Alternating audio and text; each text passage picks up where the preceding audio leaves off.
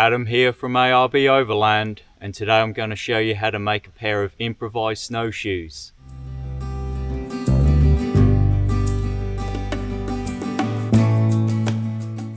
To make these snowshoes, you'll need 10 staves that are 15 to 20 mm in diameter and one that is 30 to 40 mm in diameter.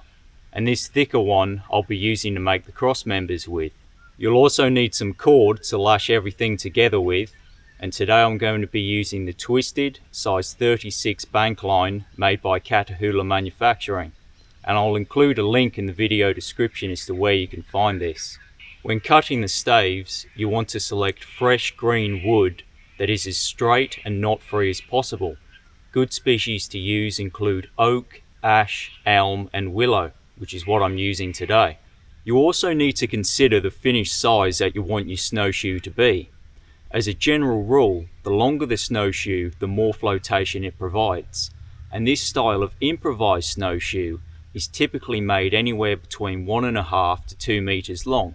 I'm going to make mine at 1.5 meters so that they're a little bit easier to transport. I'm going to start by making the cross members, and to work out how long they need to be, I'll lay a stave either side of my boot and position them a hand's width away.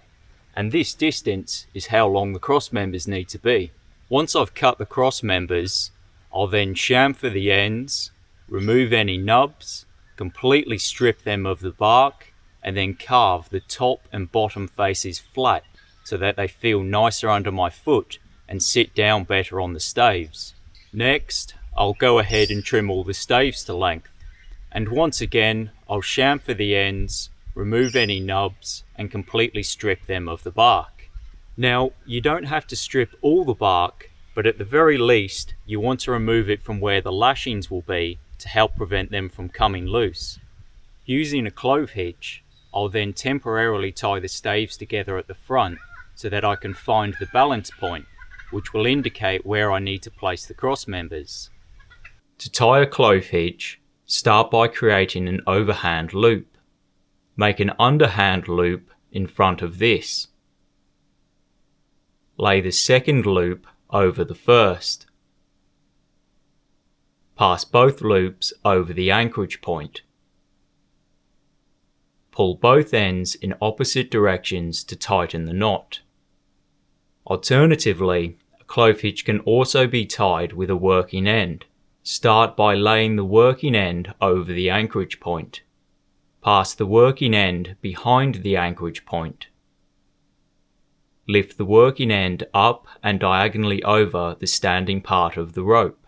Pass the working end behind the anchorage point. Lift the working end up and pass it under the diagonal part, pulling both ends in opposite directions to tighten the knot. It's also worth noting that I'm orientating the staves so that the flexible tip is towards the front where the bend will be.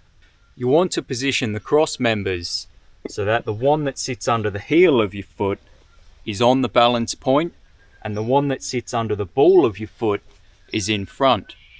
That way, when you walk forwards, the front of the snowshoe lifts up and it doesn't dig in.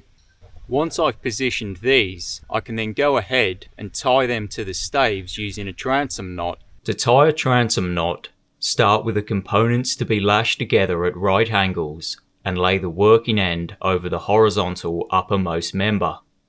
Pass the working end behind the vertical member. Lift the working end up and diagonally over the standing part of the rope. Pass the working end behind the vertical member and beneath the horizontal member.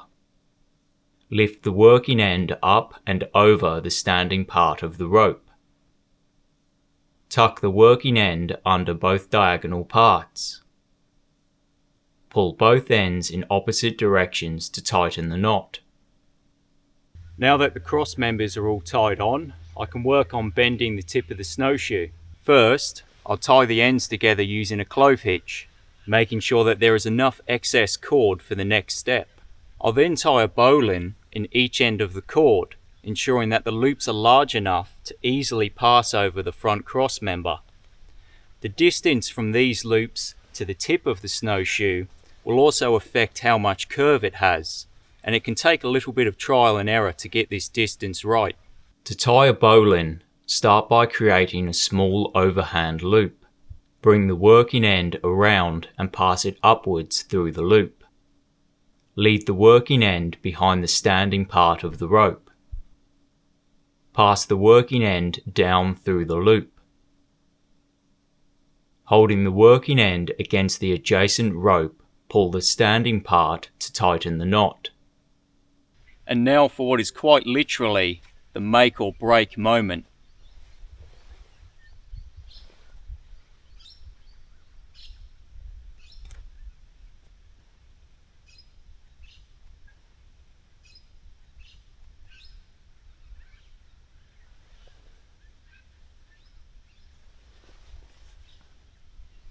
Well, I'll probably have to let that settle and make a few adjustments, but that's not a bad place to start. I'm now going to secure the back ends together, and I'm going to use some cord so that the staves can all move and flex independently, which will help to prevent them from breaking. I'll start by securing the cord to the first stave using a reef knot. I'll then tie a series of 3 to 4 reef knots on top of this before tying it off to the next stave. And I'll repeat the process until I've gone right the way across. To tie a reef knot, lay the left end over the right. Pass the left end under and then over the right. Lay the right end over the left. Pass the right end under and then over the left. Holding each end against the adjacent standing part, pull in opposite directions to tighten the knot. The very last thing to make is the bindings, and I'm going to use this red length of cord so that you can clearly see what I'm doing. Start by laying the cord over the ball of your foot. Pass both ends under the front cross member, working from the back to the front.